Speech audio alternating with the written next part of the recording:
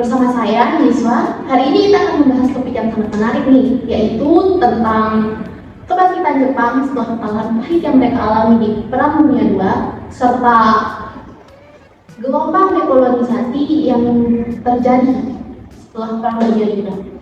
Topik kita kali ini akan kita bahas bersama dengan dua teman kita dari Prodi Hubungan Internasional Universitas Mataram.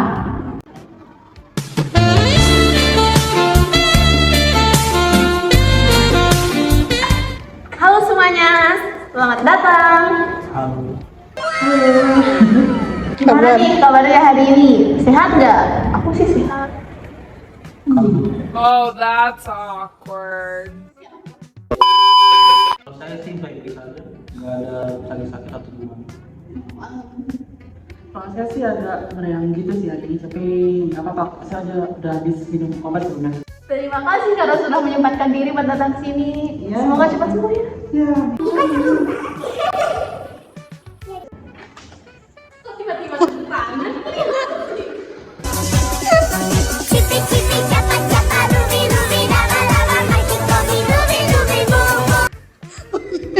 Gimana nih teman-teman? Udah siap belum buat ngebahas topik kita pada pagi hari ini? Insya Allah kita semua sudah bersiap untuk jawab pertanyaan dari Anda.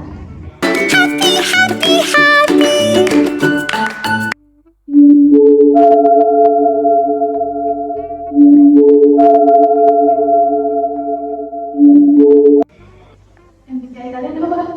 MBTI, my MBTI. Iya. MBTI itu ENFJ. Disclaimer dulu biar penonton memaklumi kalau Ayo.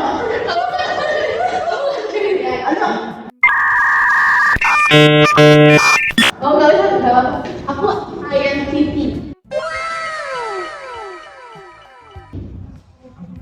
INTP. Aku tingkat kan. Kamu apa? MBTI-nya.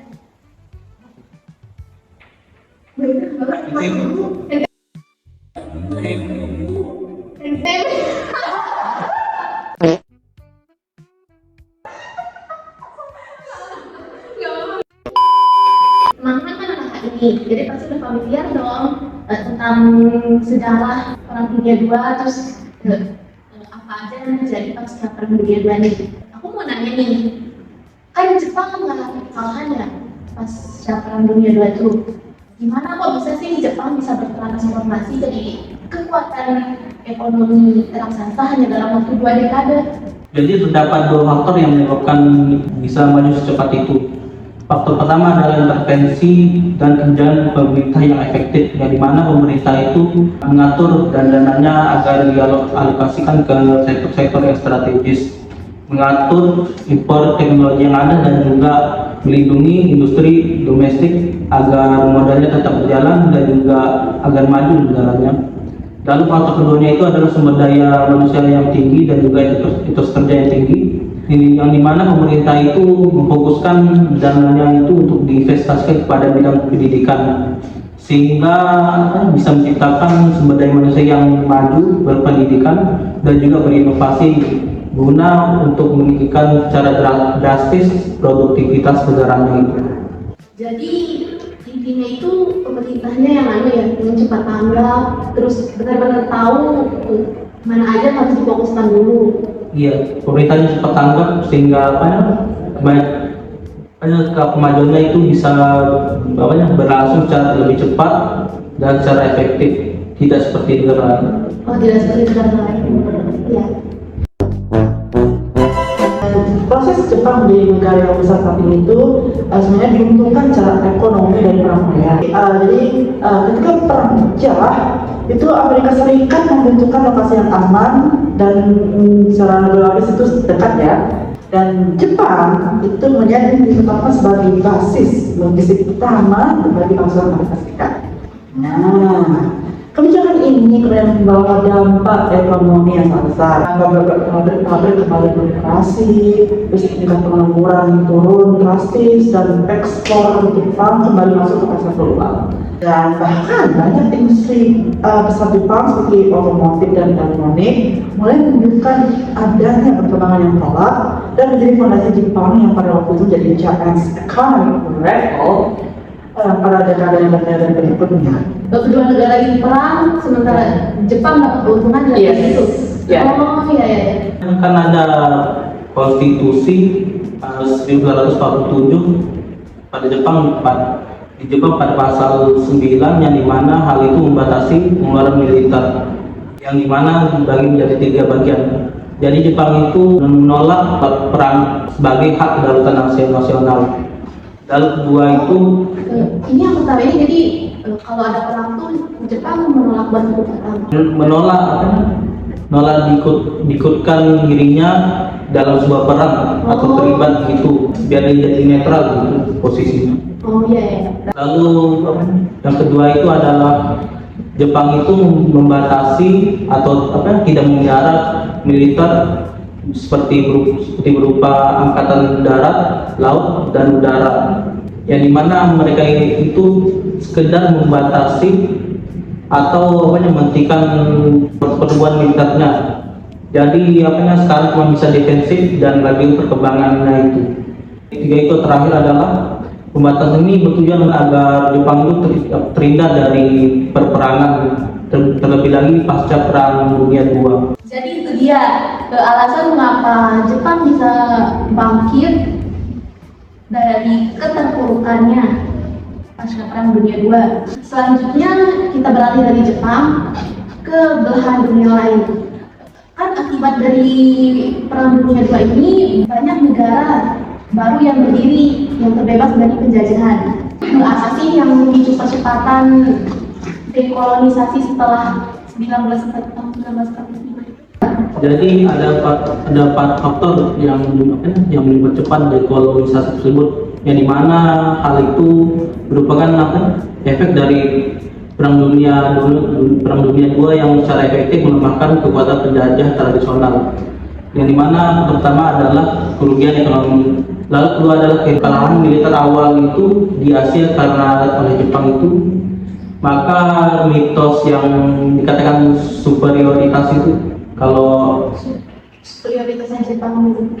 superioritasnya rasial dan elit, militer Eropa itu terpatahkan, jadi nggak bisa dipercaya lagi. Jadi lalu ketiganya itu perubahan politik global, yang dimana perang tersebut menyebabkan munculnya 2 negara adidaya yang baru, yaitu AS dan Uni Soviet, yang dimana sama-sama menentang kolonialisme dan sama-sama mendukung dekolonisasi.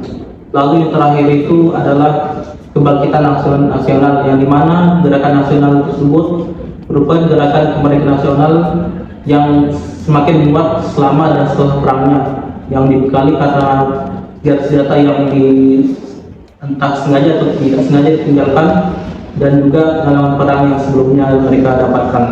Yang mempercepat dekolonisasi itu pertama karena negara-negara yang menjajah ini melemah setelah Perang Dunia II. Negara-negara yang terjajah itu juga kayak mendapat tekad gitu, mengambil kesempatan untuk melawan, terus mengambil alih negara-negara kembali. Ada juga faktor internal yang perannya itu sangat penting dalam hal ini. Kemudian faktor internal ini memainkan peran yang sangat signifikan dalam proses menuju kemerdekaan di kawasan Asia Tenggara yang tumbuh di negara-negara seperti Indonesia, kemudian Malaysia, dan Vietnam. Jadi rasa kebangsaan ini itu berkembang melalui pengalaman panjang masyarakat lokal yang hidup di bawah tekanan kolonialisme dan keinginan yang kuat untuk hidup dan menentukan nasib mereka sendiri. Dan pengalaman inilah yang bisa mereka lakukan di dalam tersebut, juga membuka mata masyarakat lokal bahwa janji-janji manis dari pemerintah itu, misalnya dari pemerintah kolonial itu selama ini hanyalah retorika kosong, ya, yang tidak benar-benar memastikan untuk mengangkat derajat bangsa mereka. Kekecewaan dan rasa frustasi itulah yang berubah menjadi tekad bersama untuk mengambil alih kendali atas tanah air mereka sendiri. Kemudian kesadaran kolektif inilah yang mempercepat munculnya gerakan kemerdekaan, tetapi juga menumbuhkan rasa percaya diri yang kuat bahwa mereka itu layak dan mampu untuk berdiri sendiri sebagai bangsa yang merdeka. Proses internal inilah yang dibuat lagi dengan munculnya tokoh-tokoh nasionalis yang mampu menginspirasi masyarakat dan memperjuangkan cita-cita bersama tersebut. Jadi ya pada akhirnya faktor-faktor internal inilah yang menjadi fondasi kokoh yang melepaskan diri dari bangku kolonialisme dan membangun masa depan yang ditentukan oleh rakyat itu sendiri. Nah, saya juga ingin menambahkan satu hal. Jadi Indonesia kan memproklamasikan kemerdekaannya pada tanggal 17 Agustus 1945. Lalu disusul oleh India dan Pakistan pada tahun 1947. Lalu disusul lagi oleh Afrika pada tahun 1957 di Ghana. Hal itu menunjukkan bahwa konsep kedaulatan nasional itu sudah menjadi bagian dari norma yang bersifat secara global dan diakui begitu. Terus nih, gimana sih pengaruh Perang Dunia II terhadap negara-negara yang baru merdeka ini? Pertama adalah melemahnya ekonomi mereka dan ketergantungan terhadap teknologi yang dimiliki oleh negara-negara yang pernah menjajah mereka atau mengolah sumber daya mereka. Lalu kedua adalah ketidakstabilan politik dan pemerintah yang tidak berpengalaman gitu. Jadi banyaknya korupsi dan penyalahgunaan dana itu disebabkan karena pemerintah yang tidak berpengalaman. Lalu ketiga itu adalah permasalahan soal atau konflik mengenai sosial dan identitas. Lalu keempat itu konflik karena infrastruktur yang pada negara-negara tersebut itu dirasa kurang atau tidak stabil dan juga jangan terjadi di mana-mana. Lalu yang terakhir itu adalah intervensi asing dari negara-negara luar terhadap urusan politik dan ekonomi kita. Jadi sudah dijelaskan gitu tantangannya, tapi menurutku ya ada lagi tantangan lainnya. Jadi tantangan lainnya itu muncul dari persaingan geopolitik antara Amerika Serikat dan Uni Soviet, dan itu sampai terjadinya perang dingin. Nah, negara-negara ini sering menjadi medan tarik-menarik kota besar, sehingga kebijakan domestik mereka itu ikut dipengaruhi oleh kepentingan luar. Dan secara keseluruhan ya, negara-negara pasca kolonial harus menghadapi kombinasi antara persoalan ekonomi, politik, sosial, dan geopolitik yang pada saat itu terlalu rumit. Tapi ada tapi ya, banyak di antara mereka ini yang mampu bertahan dan berkembang dan memperkuat institusi, investasi pada pendidikan, dan membangun fondasi ekonomi yang lebih mandiri. Pelajaran apa yang bisa kita ambil dari dua fenomena ini? Jadi pelajaran utamanya itu yang bisa kita ambil adalah pentingnya ketahanan dan pendidikan strategis dalam membangun sebuah negara. Jadi kebijakan Jepang ini itu setelah mengambil contoh pada Perang Dunia II, jadi contoh nyata bahwa investasi besar pada sumber daya manusia dan inovasi itu akan memberikan hasil yang kelihatan. Juga melalui fokus pada pengembangan sumber daya manusia, Jepang juga berhasil menciptakan masyarakat yang memiliki etos kerja kuat, semangat kolaborasi, dan daya saing global. Dan mereka juga membangun ekosistem inovasi yang mendukung pertumbuhan industri dan riset sehingga mampu menghasilkan produk-produk unggulan yang diakui oleh dunia. Dan juga kita belajar dari sejarah ini kalau kemerdekaan itu bukanlah kemerdekaan itu hanyalah sebuah permulaan. Perjuangan sejati itu adalah ketika kita membuat dan mengeluarkan identitas nasional yang kita miliki, dan juga mensejahterakan masyarakat yang kita. Dan juga di periode ini kita bisa belajar juga bahwa tatanan global itu selalu dinamis. Jadi setiap keputusan yang diambil oleh negara pasca kritis itu menentukan kemana. Sangat berpengaruh. Ya, sangat berpengaruh. Menentukan kemana masa depan kita akan berarah, ke arah baik atau yang buruk atau down. Akan memajukan atau justru jadi selesai sudah sesi podcast kita hari ini. Terima kasih sudah menonton sampai akhir.